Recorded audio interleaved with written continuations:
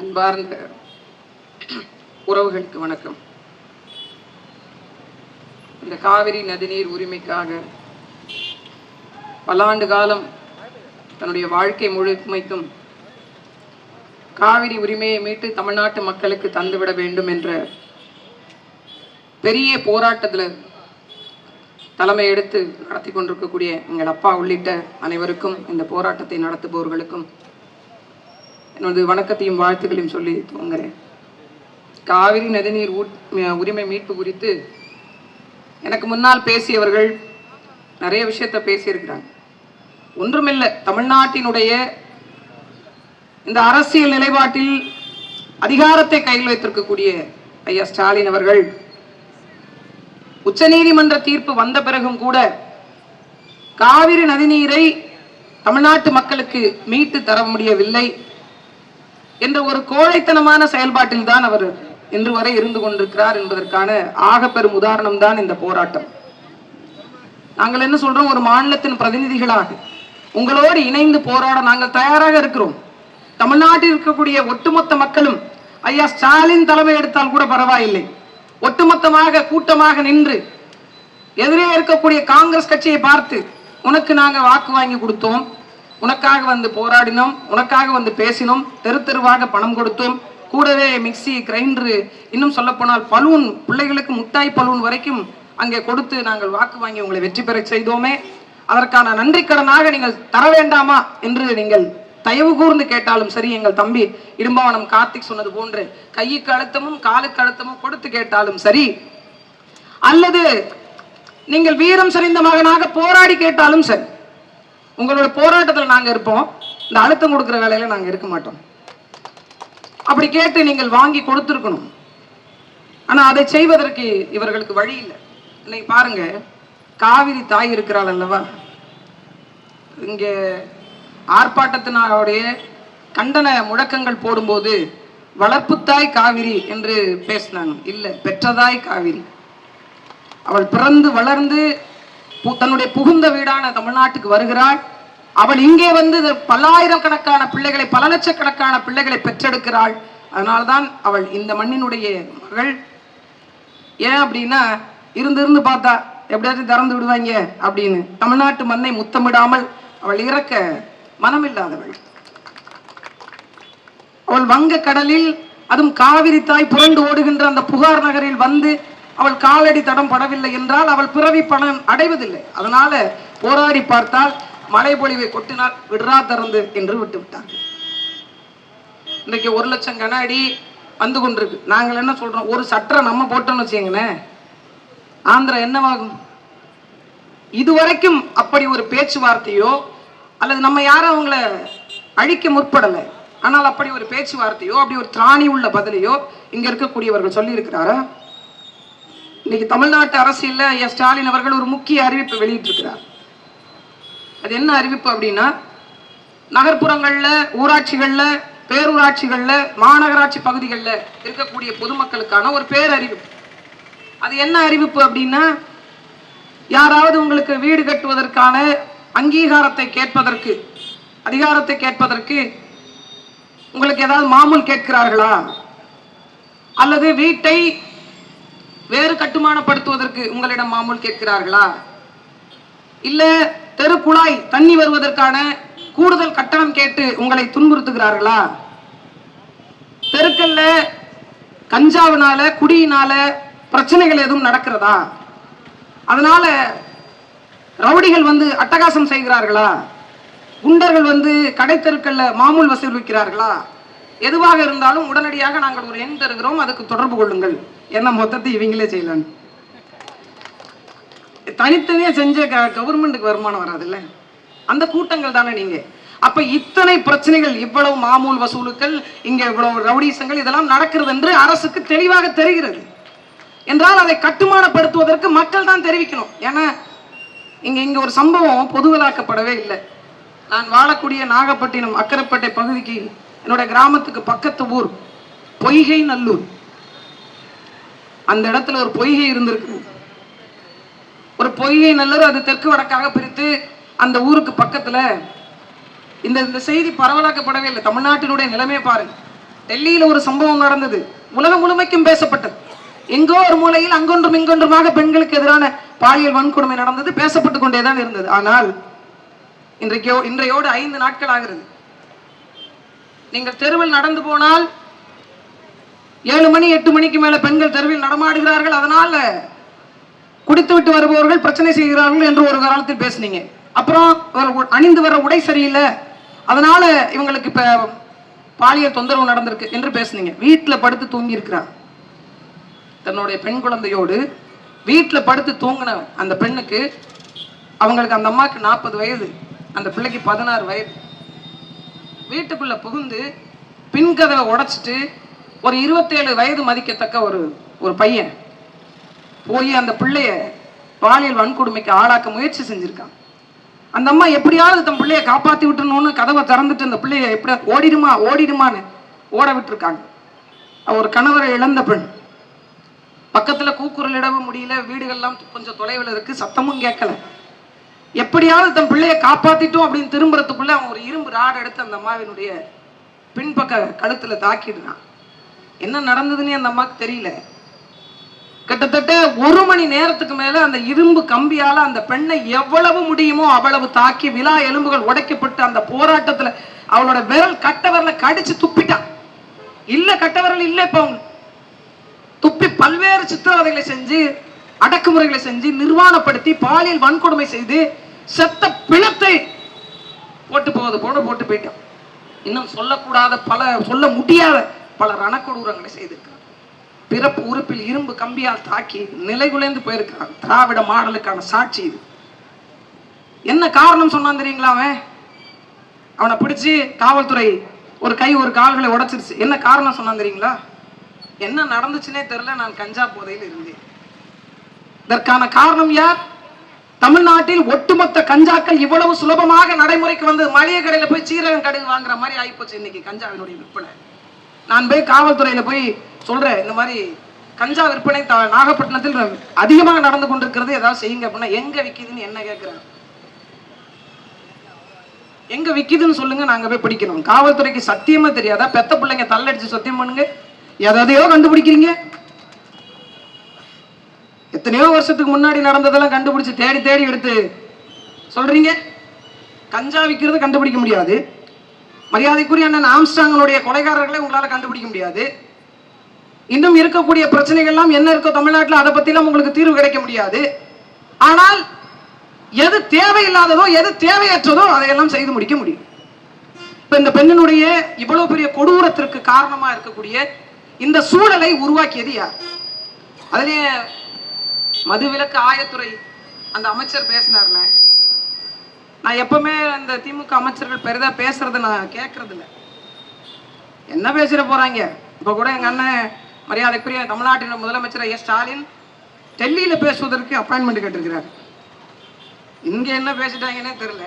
டெல்லியில சரி பேசிட்டு போட்டேன், ஏதாவது 4 வார்த்தை பேசுவார். இந்த அமைச்சர் பேசுறார். ஏன்னா தமிழ்நாட்டு மக்கள் இதை நீங்கள் உணர்ந்து கொள்ளணும். எப்படிப்பட்ட ஆட்சியாளர்கள் காரணம்? ஒரு போதைதான் அந்த பெண்ணை இப்படி சீர்குலைத்து இருக்கிறது. இன்று வரை அந்த பெண்ணுக்கு சரியான நியாயம் கிடைக்க போவதும் இல்லை. இந்த சூழலை உருவாக்கியது திராவிட முன்னேற்ற கழகம். பொறுப்பேற்றுக் கொண்டு பதவியே விலகி இருக்கணும். இப்படி ஒரு கொடூரம் வீட்டில் படுத்திருந்த பெண்ணுக்கு நடக்கிறதுனா அப்ப பெண்கள் இந்த மண்ணில் நடமாடவே கூடாது, அப்படித்தானே? வாழவே முடியாது. அப்படிப்பட்ட ஒரு சூழல் தான் இங்க இருக்கு. அந்த அமைச்சர் பேசுறார், 180 ml ஒரு குவார்டர், அந்த குவார்டரை வாங்கி வைத்துக் கொண்டு ஒரு துணைக்கு என்னன்னு சொல்லணும், கம்பெனிக்கு, இந்த கம்பெனிக்கு ஆள் இல்லாம அல்லாடி கொண்டிருக்கிறார்கள் மது பிரியர்கள்.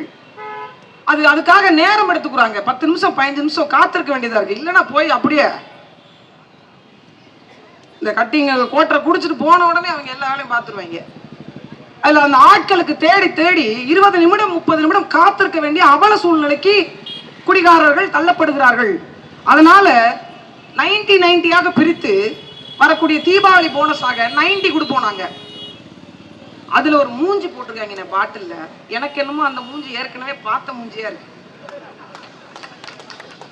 இல்ல நான் பார்த்திருக்க மாதிரியே இருக்கு. இந்த டிவி கொடுத்தாங்க தெரியுங்களா, அதுல ஒட்டப்பட்ட மூஞ்சியாக இருக்கலாம். சைக்கிள் கொடுத்தாங்க இல்ல, அதுல ஒட்டப்பட்ட மூஞ்சியாக இருக்கலாம்.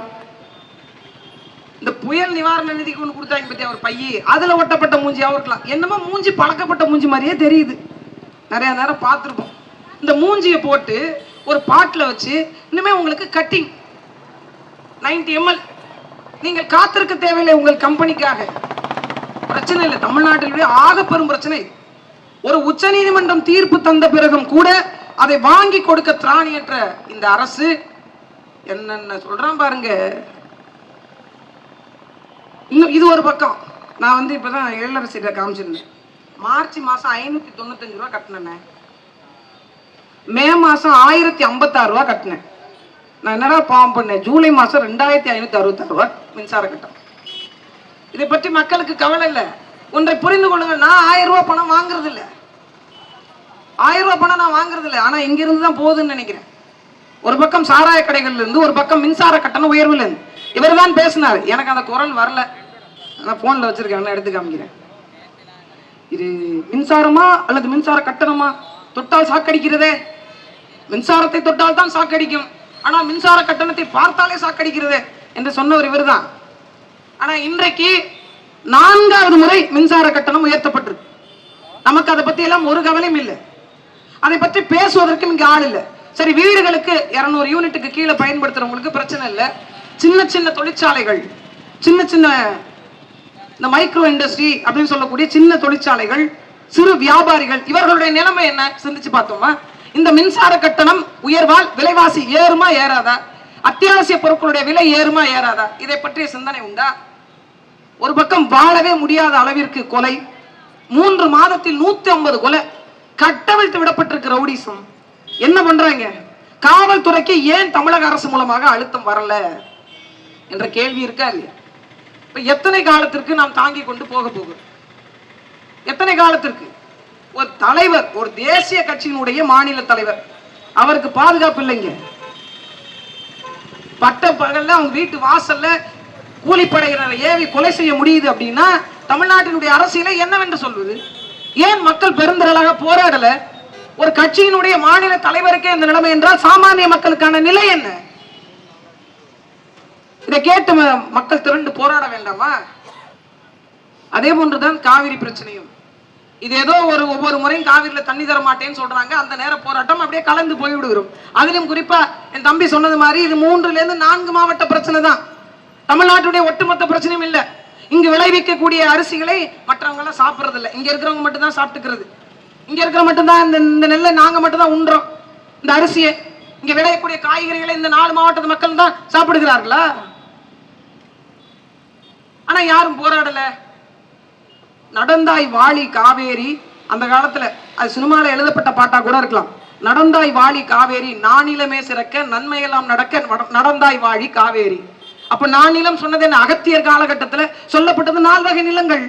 அந்த நானிலமும் சிறக்க பாலையை விடுத்து குறிஞ்சி, முல்லை, மருதம், நெய்தல், இந்த 4 நிலங்களுக்கும் தேவைப்படுகின்றவளாக காவிரி இருந்தால் தமிழ்நாட்டில். எங்க அப்பா இப்பதான் சொன்னாங்க, 1924 வெள்ளக்காரன் தான் தமிழ்நாட்டுக்கான காவிரி உரிமைக்கான அடித்தளத்திற்கான ஒரு வாக்குறுதி, ஒரு ஒப்பந்தம் போட்டான். வெள்ளக்காரன் கூட நமக்கு தண்ணி கொடுக்கறதுக்கு தயாராண்டான்.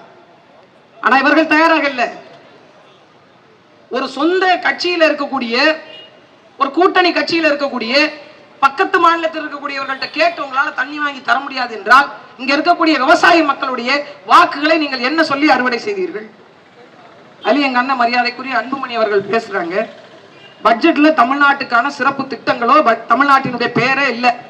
அதை கேட்டா என்ன சொல்லணும்? அது கண்டனத்துக்குரியது, வருத்தத்துக்குரியது, இது சேர்க்கப்பட வேண்டியது, நான் அந்த கட்சியினுடைய கூட்டணியில் இருந்தால் கூட இதை செய்திருக்க வேண்டியது என்று சொல்லணும் இல்லையா? ஆனா அவர் என்ன சொல்றாரு? ஒரு 25 சீட்டு எங்களுக்கு கொடுத்திருந்தாக்கா நாங்க பேசியிருப்போம் சொல்லியிருக்காரு. பாருங்க இங்க அரசியல் எப்படி இருக்கிறதுன்றது நீங்க உற்று நோக்குங்க. ஒவ்வொரு முறையும் நாங்க மக்கள் மத்தியில கூட்டம் போடுகிறோம், பேசுகிறோம், கருத்தியலால் சண்டை செய்கிறோம் கட்சிகளிடம், எதிர்கட்சிகளிடம். ஆனால் இங்க இருக்கக்கூடிய மக்களுடைய உளவியலான சிக்கல் என்ன அப்படின்னா, நாங்கள் பேசுவதை நல்லா கேட்குறீங்க, ஆமா சரியா பேசுறீங்க என்று கேட்குறீங்க. விக்கிரவாண்டியில கூட எங்க அண்ணன் முன்னாடி பேசும்போது சொன்னாங்க ஈரோடு ஃபார்முலா அப்படின்னு. இல்ல விக்கிரவாண்டிக்குன்னு இப்ப தனி ஃபார்முலா இருக்குன்னு. A1 ஃபார்முலாவே அதுதான். அந்த விக்கிரவாண்டி ஃபார்முலா நீங்க போனது எங்களுக்கெல்லாம் உண்மையிலே பெரிய வருத்தம். எத்தனை நடைபயணங்கள், எத்தனை இடத்தில் கூட்டங்கள், எத்தனை மேடை பேச்சுகள், எத்தனை பேரோட உழைப்புகள், எவ்வளவு பொருள் விரயம், எவ்வளவு நேர விரயம், இது எல்லாமே செய்த பிறகும் கூட நீங்க திமுக என்ன பண்ணிடுச்சுன்னு ஓட்டு போட்டீங்க. வந்த பிறகு மின்சார கட்டணம் குறைக்கப்பட்டதா? பெட்ரோல் டீசல் விலை குறைக்கப்பட்டதா? அத்தியாவசிய பொருட்களுடைய விலை குறைக்கப்பட்டதா? சட்டம் ஒழுங்கு சீராக இருக்கிறதா? காவிரி தண்ணியை வாங்கி கொடுத்துட்டாங்களா? கச்சத்தீவை மீட்டு கொடுத்துட்டாங்களா? பழங்குடியின மக்கள் பட்டியலை சேர்க்கணும் போராடி கொண்டிருப்பவர்களை சேர்த்து விட்டார்களா? இடஒதுக்கீடு வழங்கப்பட்டு விட்டதா? சாதிவாரி கணக்கெடுப்பு எடுக்கப்பட்டு விட்டதா? இவ்வளவு பிரச்சனைகள் இருந்து கொண்டே இருக்கிறது. ஆனாலும் எதுக்கு வாக்கு? என்ன அப்படின்னா, மக்கள் மனசுல ஒரு எண்ணம் இருக்கு. மக்கள் எவ்வளவு எல்லாரும் சொல்றாங்க காசு வாங்கிட்டு ஓட்டு போட்டாங்க, மக்கள் நமக்கு துரோகம் பண்ணிட்டாங்க. இல்ல, அந்த வாங்கின காசுக்கு உண்மையா இருக்கணும்னு மக்கள் நினைக்கிறான். வாங்கின ஓட்டுக்கு என்னைக்காவது திமுக உண்மையா இருந்திருக்கிறதா? 2000 ரூபாய் காசு கொடுத்துட்டாங்க. அது சிந்திச்சு பாருங்க. நான் ஒரு சாமானியன். நானே என் கணவர் எங்க வீட்டுல 2 ஓட்டுன்னு வச்சுக்கோங்க. நான் ஒரு சாமானியன். எனக்கு ஓட்டுக்கு 5000 ரூபாய், ஒரு இடத்துல 5000 ரூபாய், எனக்கு என் கணவருக்கும் 10000 ரூபாய்.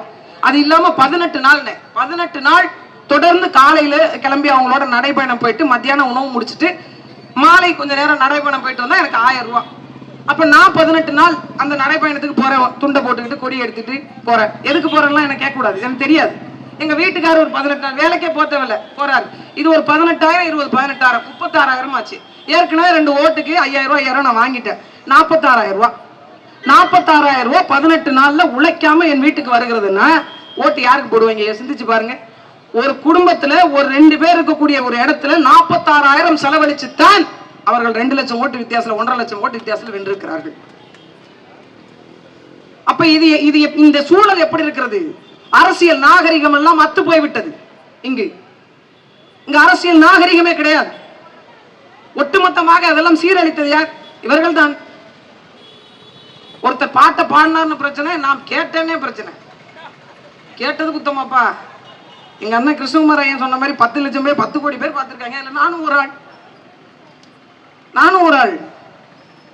பாடினது ஒரு சிக்கல், அதை கேட்டது ஒரு சிக்கல். ஏன் இந்த மியூசிக் டைரக்டர் எல்லாம் கைது பண்ணாம வச்சிருக்கீங்க? நான் நினைச்சேன் இது பரவாயில்ல, இந்த பாட்டு பரவாயில்ல, எங்க ஐயா கிருஷ்ணகுமார் அவர்கள் பாடின பாட்டு. கன்ஃபார்மா உங்க மேல வழக்கு எங்க போயிட்டார். நான் கூட என்ன நினைச்சேன், இந்த காலகட்டம் தான் பாடுற காலகட்டம் போல இருக்கு, இதுக்கு முன்னாடி பாடி இருக்க மாட்டாங்கன்னு நினைச்சேன். உங்களை வண்டியா வச்சு செஞ்சிருக்காங்க அப்பவே. அவங்க எல்லாம் தேடி எடுங்க. இப்ப இந்த பாட்டு ட்ரெண்ட் ஆயிடும், ஆகும் பாருங்க, ட்ரெண்ட் ஆயிடும். பாடுங்க. ஒட்டுமொத்தமாக தமிழ்நாட்டு மக்கள் ஒன்றை தான் தெரிந்து கொள்ளணும். இந்த அரசியல் நமக்கான அரசியல் இல்ல. நமக்கான மீட்டு தரக்கூடிய, நமக்கான உரிமையை பெற்று தரக்கூடிய அரசியலாக, ஆட்சியாக இந்த திராவிட மாடல் இல்லை.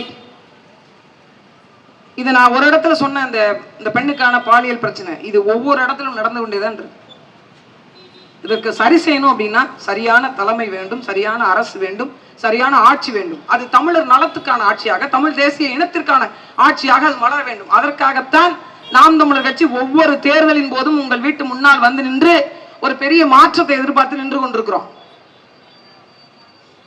நீங்கள் ஒரு கட்டத்துக்கு மேல ஐயா கிருபானந்த வாரியார் சொன்னதுதான் ஞாபகத்துக்கு வரும். போதிக்கும் போது புரியாதது பாதிக்கும் போது புரியும் என்று. ஆனால் பாதிப்பினுடைய விளிம்பு நிலையை எட்டிய பிறகும், பாதிப்பினுடைய இறுதி நிலையை எட்டிய பிறகும் கூட நமக்கு அதற்கான எண்ணம் வரவில்லை என்றால் இன்னும் தமிழ்நாட்டினுடைய வளங்கள் மரணித்து போகும். தமிழ்நாட்டினுடைய நிலங்கள், இங்க இருக்கக்கூடிய மக்களின் உரிமைகள் எல்லாம் குழி தோண்டி புதைக்கப்படும். சிந்திச்சு பாருங்க, என்ன கொஞ்ச நாள்ல உங்கள் வீட்டுக்கு வரக்கூடிய குடிநீரினுடைய அளவு மீட்டர் போடப்படும். இதெல்லாம் ஏற்கனவே திட்டங்கள் வந்து விட்டது. மீட்டர் போடப்படும். மீட்டர் போட்டு நீங்க ஒரு நாளைக்கு எவ்வளவு தண்ணீர் பயன்படுத்துகிறீங்களோ அது எல்லாத்துக்கும் கட்டணும். எப்படி மின்சாரத்துக்கு மீட்டர் போட்டு வச்சிருக்காங்க, அது மாதிரி உங்களுக்கு தண்ணிக்கு வரும். என்ன பண்ண போறீங்க அப்போ? எதையும் எதிர்த்து நாம் போராட போறதில்லை, எதையும் கேட்க போறதில்லை. நமக்கு தேவை வாக்கின் போது 2000 ரூபாய் 5000 ரூபாய் பணம், இவ்வளவுதான் தமிழ்நாட்டு அரசியல் என்றால் பேசாம தொகுதியெல்லாம் ஏலம் விட்டுருங்க. எனக்கு தெரிஞ்சு அதானி எடுத்துருவாரு, அம்பானி எடுத்துருவாரு. அவர்கள் கையில் ஆட்சி போகட்டும். அதைத்தான் எதிர்பார்க்கிறீங்க நீங்க. இதுக்கா பாடுபட்டு இத்தனை சுதந்திர போராட்ட வீரர்கள் சுதந்திரம் பெற்றுக் கொடுத்தாங்க? இதற்கா இத்தனை ஆண்டு கால போராட்டம்? இதற்கா இத்தனை பேருடைய உழைப்பு, உயிர் தியாகம்? கொஞ்சம் சிந்திச்சு பாருங்க. எளிய மக்களுக்கான அரசாங்கத்தை இந்த மண்ணில் நிலைநாட்ட பல்வேறு அறிஞர்கள், பல்வேறு மக்கள் சார்ந்த நலன் சார்ந்தவர்கள் இங்கே நின்றிருக்கிறார். சின்ன சின்ன விஷயத்துக்கெல்லாம் நாம கொதித்தெழுந்துகிறோம், போராடுகிறோம், சண்டை செய்கிறோம், எல்லாம் பண்ணுகிறோம். ஆனால் உங்களுடைய இலக்கு என்னவாக இருக்கிறது? நீங்கள் எந்த கட்டத்திற்காக இந்த இடத்துல வந்து நிக்கிறீங்க? எந்த வாழ்க்கையை உங்கள் பிள்ளைகளுக்கு கொடுத்து விட்டு போக இங்க வந்து நிக்கிறீங்க? இங்க இருக்கிறவங்களுக்கெல்லாம் ஒரு பிறவி பலன் இருக்கிற மாதிரி, அந்த பிறவி பலனில் இப்போது 75 விழுக்காடு அடைந்திருக்கிற கூட்டம் நாம் தமிழர் கூட்டம் மட்டும்தான். ஏனென்றால் இந்த நிலத்திற்காகவும் வளத்திற்காகவும் நாங்கள் போராடுகிறோம். அடுத்த தலைமுறைக்கு இந்த நிலத்தையும் வளத்தையும் பாதுகாத்து வைத்து போகின்ற அந்த போராட்ட தளத்தில் எங்களை நாங்கள் முன்னிறுத்தி நிற்கிறோம், சண்டை செய்கிறோம். யாருக்காக? அடுத்த தலைமுறைக்காக, இந்த இயற்கை வளத்தை இயற்கையோடு வைத்திருக்கக்கூடியதற்காக. ஒரு தூக்கணாங்குருவியின் கூடை கட்ட முடியாதவர்கள் தான் இன்றைக்கு உலகத்தை நான் வில்லா வளைப்பேன் பேசுறேன். சில விஷயத்தை உங்களால் செய்ய முடியும், சில விஷயத்தை செய்யவே முடியாது. ஆனால் எவன் உரிமை மறுக்கப்பட்டு கிடக்கிறானோ, எவன் இழந்து தவிக்கிறானோ, அவன் ஒரு நாள் எழுந்தால் சொல்லுவாங்கல்ல, சாது மிரண்டால் காடு கொள்ளாது என்று. அப்படி ஒரு சூழ்நிலை உருவாகாமல் இருக்க வேண்டும் என்றால் தமிழ்நாட்டினுடைய உரிமைகள் பாதுகாக்கப்பட வேண்டும். தமிழ்நாட்டினுடைய உரிமைகள் பாதுகாக்கப்பட வேண்டும் என்றால், ஏற்கனவே ஐயா சொன்னார் இல்லையா, சொல்லியிருக்கிறார் சொன்னாங்கல்ல, நானும் டெல்டா மாவட்டத்தில் தண்ணி குடிச்சு வளர்ந்தவர் தான். அவர் எங்க இருந்தாருன்னு எனக்கு தெரியல. டெல்டா மாவட்டத்தில் எந்த பகுதியில் எந்த தண்ணியை குடிச்சு வளர்ந்தாருன்னு எனக்கு தெரியல. ஆனாலும் அவருக்கும் சேர்த்துமான குடிநீருக்காகத்தான் இங்கு நாம் தமிழர் கட்சி போராடி கொண்டிருப்பதை நீங்கள் உணர்ந்து கொஞ்சம் சிந்திச்சு பாருங்க. ஒரு நாட்டுல எந்த உரிமைக்காக இந்த அரசு நிற்கிறது? என்ன நடந்து கொண்டிருக்கிறது? இந்த ஆட்சி நிர்வாகம் எதை நோக்கி போய் கொண்டிருக்கிறது? இந்த மூன்றுக்குமான விடையை இவர்கள் திராவிட முன்னேற்ற கழகத்தை சேர்ந்தவர்கள் சொல்லட்டும். காலம் காலமாக இவர்களுக்கு நாம் அடிமை. சொந்த மண்ணை ஆள முடியாத அடிமை நாம். இன்னும் சொல்ல போனால் சொந்த மண்ணில் அகதிகள் நாம், ஏதிலிகள் நாம். நாங்க என்ன நினைக்கிறோம்? இந்த மண்ணை உண்மையில சொல்றேன். என்ன நேற்று ஒரு தம்பி கேள்வி கேட்டார், தமிழ் தேசியம்னா என்ன, திராவிடம்னா என்ன, நீங்க ஏன் தமிழ் தேசியத்தை பேசுறீங்க அப்படின்னு. என் வீட்டுக்கு எங்க அப்பா குடும்ப தலைவனா இருந்தா அது தமிழ் தேசியம். என் சித்தப்பாவினுடைய மாமியாருடைய நாத்தனாருடைய பெரியம்மாவினுடைய மகன் குடும்ப தலைவரா இருந்தா அதுக்கு பேர் திராவிடம். இங்க அப்படித்தான் இருக்கு. உங்கள் வீட்டுல உங்கள் தகப்பன் உங்கள் வீட்டின் தலைவராக இருக்க வேண்டுமா, அல்லது நான் சொன்ன எனக்கு ஒரு முறை அதுக்குள்ள மறந்து போச்சு அவங்க தலைவனா இருக்கணுமா, நீங்க முடிவு செய்யுங்க. அதுக்காக தான் தமிழர் நாட்டில் நீண்ட நெடிய காலத்திற்கு பிறகு தமிழனுடைய ஆட்சி நிர்வாகம் அமைய வேண்டும் என்பதற்காக உங்கள் வீட்டு பிள்ளைகள் நாங்கள் பல்வேறு போராட்டங்களை எடுத்து வருகிறோம். இந்த ஆர்ப்பாட்டத்தின் வாயிலாக தமிழக அரசுக்கும் ஒன்றிய அரசுக்கும் ஒரு உச்சநீதிமன்ற தீர்ப்பை நடைமுறைப்படுத்த முடியாமல் திணறி நிற்கக்கூடிய கையாலாகாத மத்திய அரசுக்கும் அவங்க போராடுறாங்களா? எதுக்கு தாம்பா போராடுறீங்க? தமிழ்நாட்டில் எதுக்கு போராடுறீங்க? பாரதிய ஜனதா கட்சி உங்களுக்கு போராடுவதற்கு தார்மீகமான உரிமை ஏதாவது ஒன்று இருக்கிறதா? ஒரு மத்திய அரசு நீங்க இங்க நெய்வேலியில நிலக்கரி எடுக்கிற இடத்துல இடத்தை கொடுக்க மாட்டேன் என்று விவசாயிகள் போராடினால் அந்த இடத்தை கொடுத்தே ஆக வேண்டும் என்று கட்டளை விதிக்கக்கூடிய நீங்கள் ஒரு உச்சநீதிமன்றம் தீர்ப்பை கொடுத்த பிறகும் ஒரு மாநிலம் அந்த உரிமையை நான் கொடுக்க மாட்டேன் என்று பேசும்போது வேடிக்கை பார்த்து கொண்டிருக்கிறீங்க. என் மாநிலத்தினுடைய மின்சாரம் எல்லாருக்கும் பொது, ஆனா அவர்களுடைய மாநிலத்தினுடைய வளங்கள் அவங்களுக்கே சொந்தம். அப்ப தமிழ்நாட்டினுடைய தலையெழுத்தை நீங்கள் பார்க்க வேண்டும். அதுக்கு காரணம் இங்க இருக்கக்கூடியவர்கள் தான். இதை மாற்ற ஒரு வாய்ப்பாக 2026 நீங்கள் பயன்படுத்திக் கொள்வீர்கள் என்று நம்புகிறேன். காவிரி உரிமை எங்கள் உரிமை, காவிரியுடைய நதிநீர் எங்களுக்கானது என்ற உரிமை முழக்கத்தோடு தமிழ்நாட்டில் சீர்கெட்டிருக்கக்கூடிய சட்டம் ஒழுங்கை சீர்படுத்த வேண்டும். சீர்படுத்தக்கூடிய காவல்துறையை கையில் வைத்திருக்கக்கூடிய முதலமைச்சர் அவர்கள் உடனடியாக இதுவரை தொலைத்திருக்கப்பட்ட மறைத்து வைக்கப்பட்ட பேரிச்சம்பளத்திற்கு விற்கப்பட்ட இரும்பு கையை உடனடியாக எடுத்து வந்து அந்த இரும்பு கரத்தை கொண்டு இந்த சீர்கேடுகளை எல்லாம் சரி செய்யணும்.